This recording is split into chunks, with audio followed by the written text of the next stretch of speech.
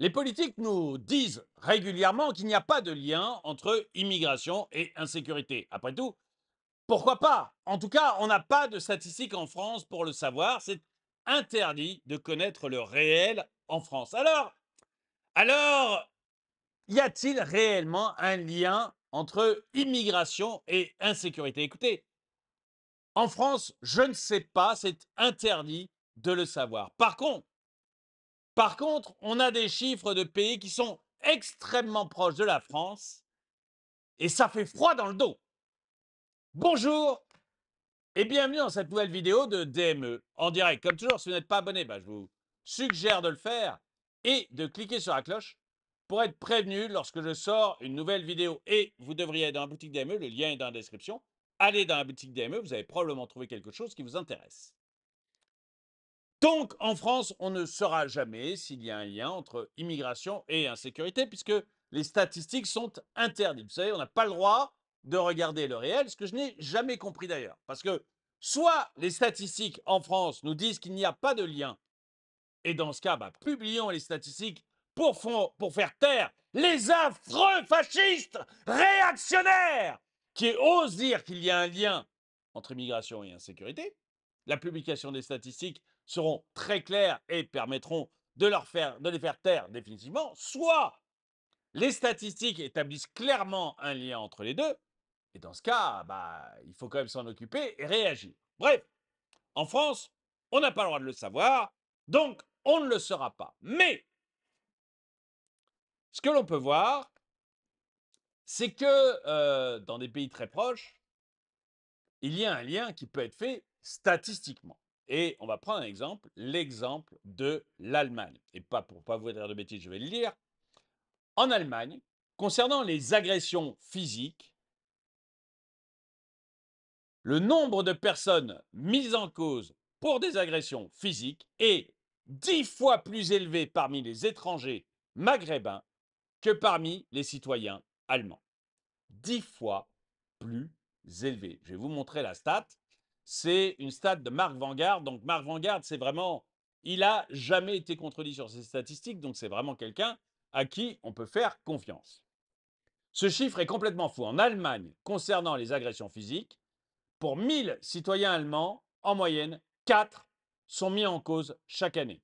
Pour 1000 étrangers maghrébins, 42 sont mis en cause chaque année. 4 contre 42. Concrètement, en Allemagne, pour 1000 étrangers maghrébins, on compte en moyenne 42 mises en cause pour des coups et des blessures. C'est lié au, c'est une étude sur les données de criminalité allemande sur 10 ans, entre 2014 et 2023. Le lien est dans la description si vous voulez aller voir les chiffres et aller voir l'étude de plus près pour vérifier que notre ami Marc Vanguard n'a pas raconté de billevesées. Allez-y, mais c'est quelqu'un de très fiable et je n'ai jamais vu une note de communauté en dessous de ces études statistiques. Ce qui est rarissime. Donc, ce qui montre quand même que ces sources sont extrêmement fiables. Donc, pour 1000 ressortissants allemands, il y a 4 mis en cause pour coups et blessures volontaires. Pour 1000 ressortissants maghrébins, il y a 42 mis en cause pour coups et blessures volontaires. C'est évidemment pas la même chose en France. En France, pas du tout. En tout cas, on ne sait pas. Voilà, on ne peut pas le savoir. En France, on n'a pas le droit de savoir. C'est interdit de savoir les choses en France. Ça serait mal de savoir les choses en France. Merci Marc pour ces infos. Pour être précis, parmi les ressortissants allemands de cette étude, certains peuvent-ils aussi avoir une nationalité maghrébine? Et parmi les ressortissants maghrébins de cette étude, certains peuvent-ils avoir la nationalité allemande?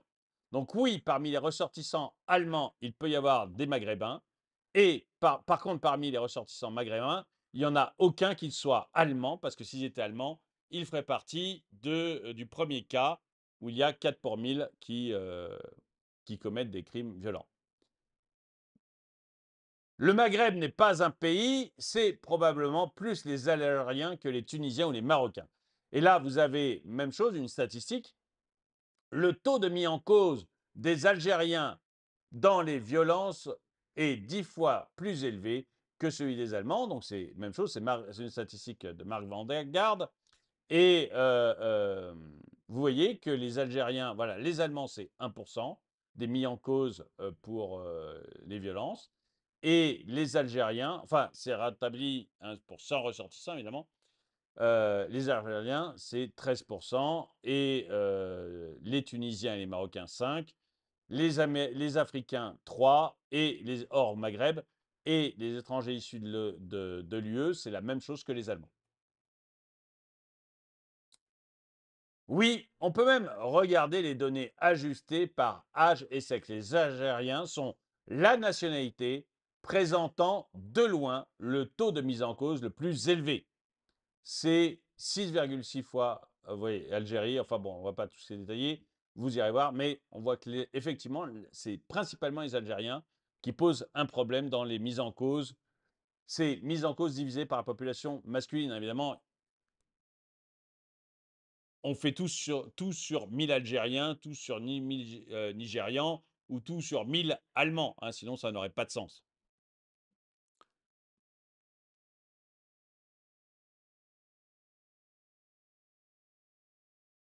Bientôt, ce seront les Afghans qu'on récupère à l'appel. Ils seront en tête de la liste.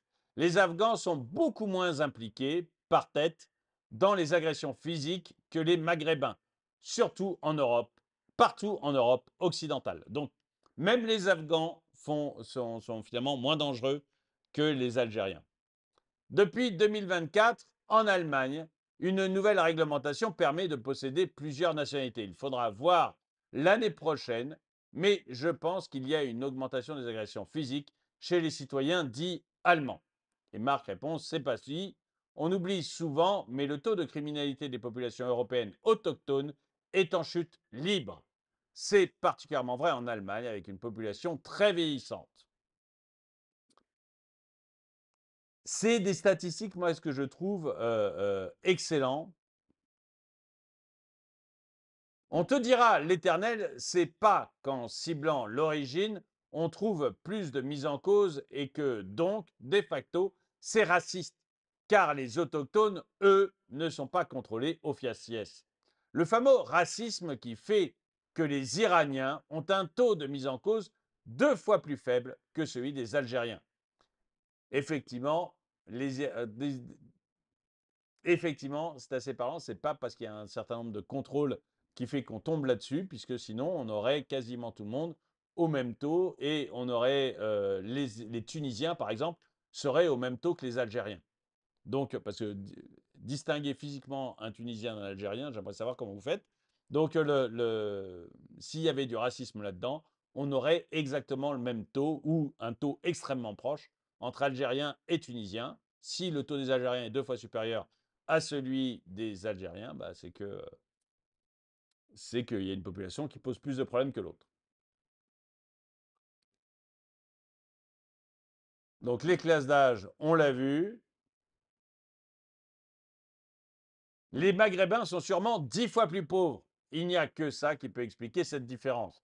Oui, bah, les Guinéens, eux, qui à mon avis ne sont pas plus pauvres, plus riches que les Maghrébins, les Guinéens, commettent sont 2 fois moins criminogènes que les Algériens. Donc la pauvreté n'est pas non plus la véritable raison au problème.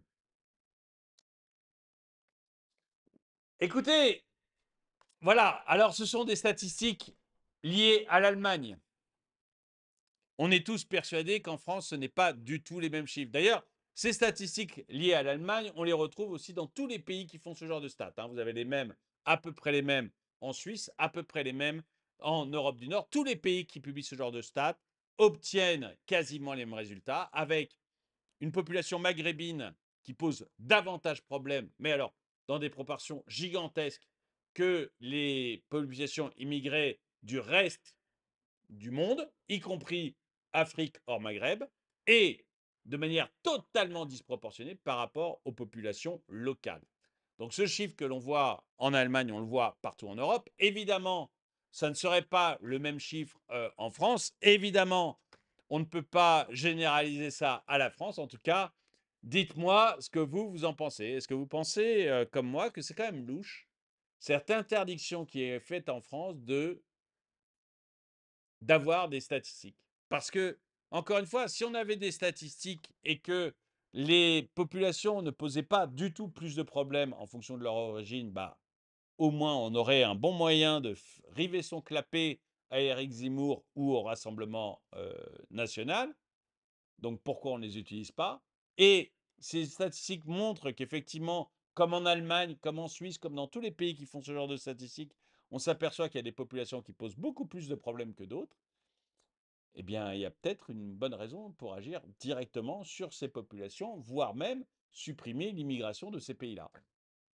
Dites-moi ce que vous pensez de tout ça. En tout cas, merci d'avoir regardé la vidéo. N'oubliez pas d'aller dans la boutique, le lien est dans la description. Mettez un pouce vers le haut, commentez, partagez. Et moi, je vous dis à très bientôt.